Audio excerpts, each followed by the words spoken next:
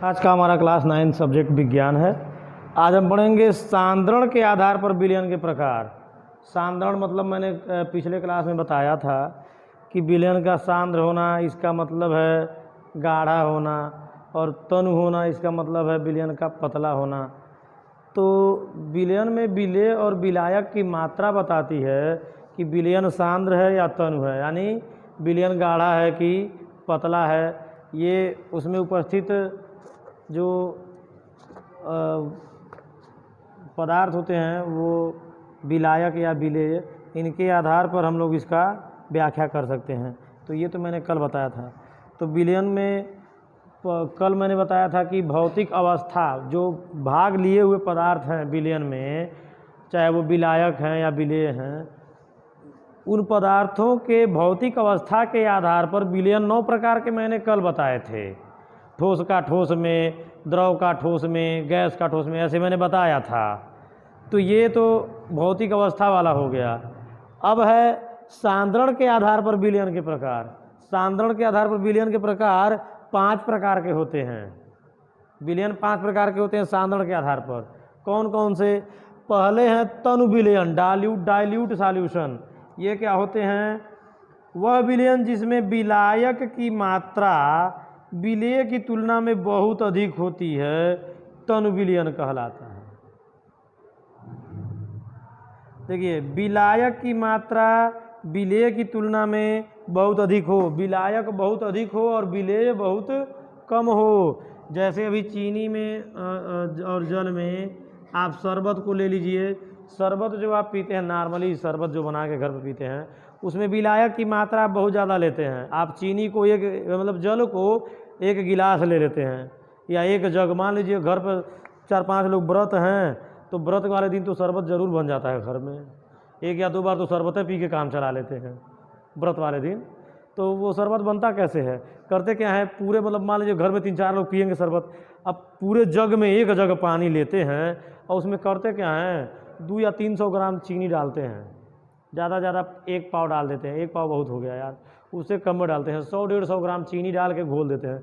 तो सोचिए, हमने जल लिया 1.5 या 2 लीटर, और उसमें चीनी कितना, जल मतलब विलायक लिया 2 लीटर, इतना ज़्यादा विलायक, और विलेय लिया थोड़ा सा 200 ग्राम या 150 ग्राम, और बना दिया हमने विलयन।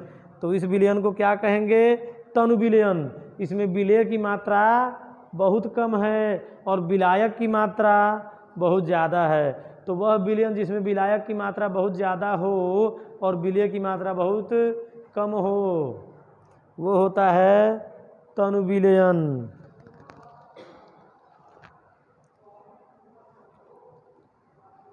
इसके बाद आता है सांद्र विलयन। सांद्र विलयन क्या है? Concentrated solution. वह विलयन जिसमें विलायक की मात्रा विलेय की तुलना में कम या लगभग समान होती है, सांद्र विलयन कहलाता है। विलायक की मात्रा विलेय की मात्रा में लगभग बराबर या उससे थोड़ा सा कम हो। मतलब जल आप ले लीजिए 1 गिलास, और चीनी ले लीजिए लगभग 1 गिलास या उससे थोड़ा सा कम, और खूब घोलिए उसी में।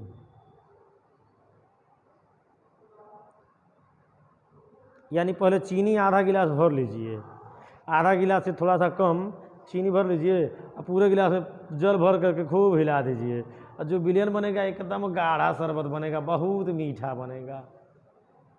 उसमें जल की मात्रा लगभग चीनी की मात्रा के बराबर है या चीनी से थोड़ा सा ज़्यादा है, बहुत ज़्यादा नहीं, थोड़ा सा ज़्यादा है। तो विलायक की मात्रा जब विलेय की मात्रा से थोड़ी सी ज़्यादा हो तो उस विलयन को सांद्र विलयन कहते हैं।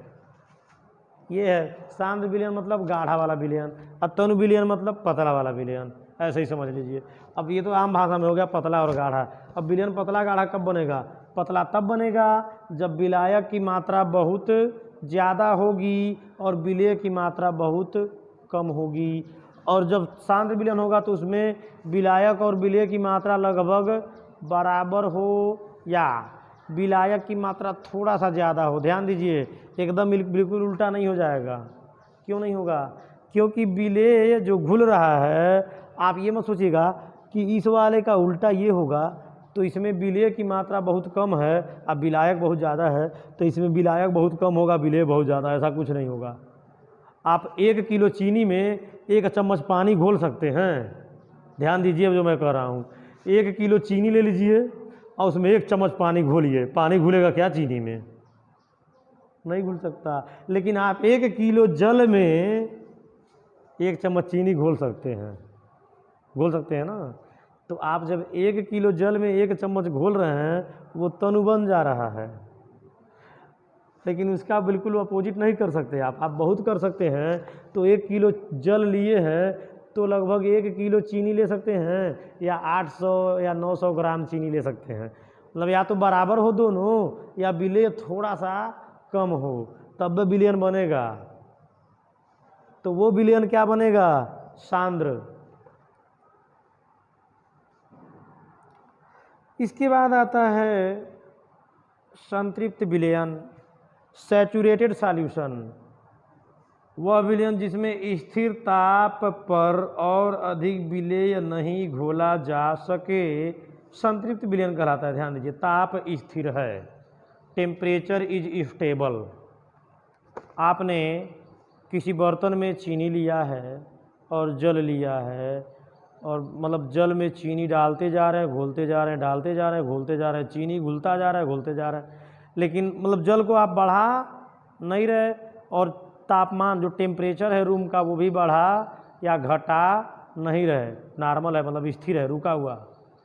मान लीजिए इस समय वाटर एटमॉस्फेयर का टेम्परेचर मान लीजिए इस समय 37 डिग्री सेल्सियस है।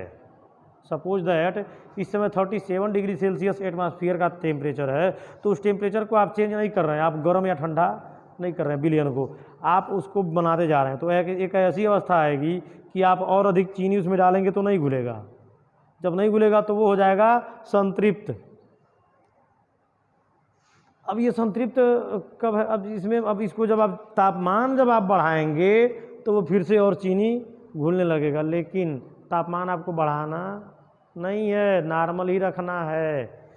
तो ऐसे विलयन, वह विलयन जिसमें स्थिर ताप पर, ताप क्या है? स्थिर, रुका हुआ, घट या बढ़ नहीं रहा, स्थिर ताप पर और अधिक विलेय नहीं घोला जा सकता, और अधिक चीनी आप नहीं घोल सकते। मान लीजिए 1 लीटर जल में आपने ऑलरेडी 600 ग्राम चीनी घोल लिया है, वो घुल गया है। अब तापमान आप बढ़ा नहीं रहे और चीनी डाल रहे, नहीं घुल रहा है, तो उसको छान के निकाल लीजिए। ये विलयन जो आपने तैयार कर लिया है जिसमें और अधिक विलेय या चीनी नहीं घुल पा रहा है, वो संतृप्त विलयन है। ठीक। असंतृप्त विलयन क्या होते हैं भाई? इसके बाद आता है असंतृप्त विलयन, अनसैचुरेटेड सॉल्यूशन।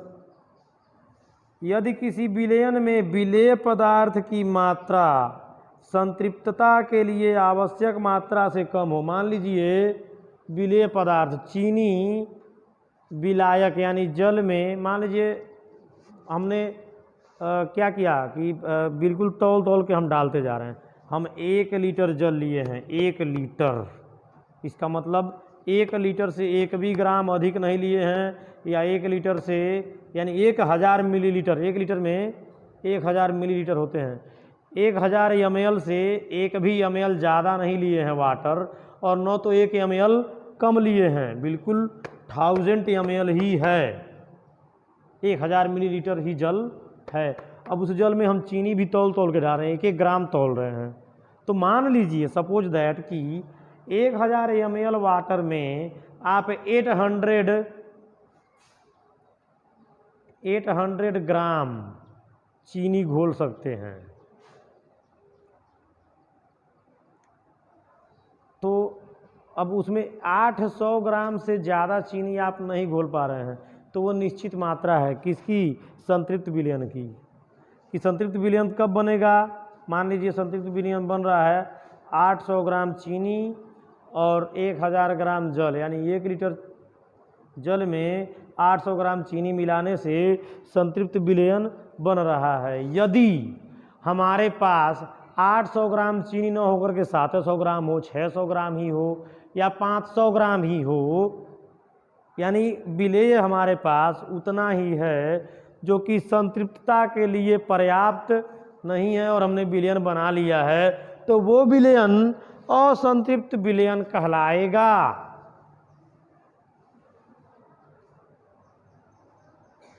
इसके बाद है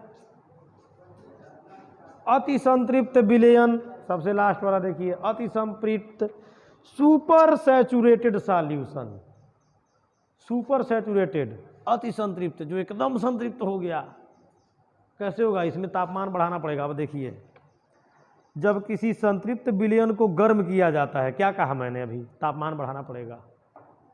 आपने 1 लीटर जल में, अब देखिए, आप शरबत वरबत नहीं बना रहे हैं, आप बना रहे हैं शीरा। कभी आप मिठाई बनते हुए अपने घर पर देखे होंगे, त्योहारों में या किसी भी उपलक्ष्य में, घर पर किसी की शादी हो रही है या कोई बर्थडे वर्डे बन रहा है या कुछ भी, तो मिठाई बनाने वाले लोग आते हैं, हलवाई लोग मिठाई बनाते हैं। तो मिठाई बनाते समय वो शीरा बनाते हैं।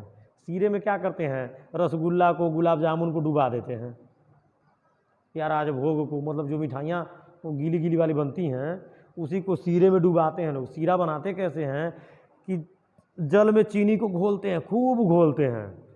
अब हाथ से टटोल टटोल के उसको देखते रहते, कब चिपचिपा हो जा रहा है। एकदम जब चिपचिपा हो जाएगा तो अब और चीनी तो घुल नहीं सकता। क्या करेंगे? उसको और गर्म करेंगे। अब विलयन को क्या कर देंगे? वो उष्मा दे देंगे, और ज़्यादा गर्म करेंगे। जब गर्म करेंगे तो उसमें और चीनी डालेंगे, वो घुलता जाएगा। तो इस प्रकार के विलयन को अति संतृप्त मतलब तापमान बढ़ा करके और अधिक विलेय घोल दीजिए। इतना घोल दीजिए कि अब आप और तापमान बढ़ाते रहिए लेकिन विलेय न घुले, तो उसे अति संतृप्त विलयन कहते हैं। और जैसे ही विलयन को आप ठंडा करेंगे, जम जाएगा वो। शादियों में एक मिठाई मिलता है जिसका नाम है खाजा। शादी में दुल्हनें मिठाई लेके जाती हैं जिसका नाम खाजा है। खाजा हम लोग खाए हैं। एक का नाम होता है बतासा, मतलब वो मिठाइयाँ पुरानी हो चुकी, उसे हम खाए थे। तो जब जो मिठाई होती है खाजा, उसको कैसे बनाते हैं लोग? शीरों को उसी पर टपकाते हैं, बिल्कुल गाढ़ा। जैसे ही ठंडा होता है जम जाता है। वो अति संतृप्त विलयन है, इसलिए ठंडा होते ही जम जा रहा है, ठोस अवस्था में आ जा रहा है। और जब तक गर्म रहेगा थोड़ा थोड़ा ढीला रहेगा, बिल्कुल। उसमें आप उंगली डालेंगे तो आपको महसूस होगा बहुत ज़्यादा चीनी है। तो वो है अति संतृप्त विलयन। तो फिलहाल आज के लिए इतना ही, बाकी चीज़ें अगले क्लास में पढ़ाएंगे।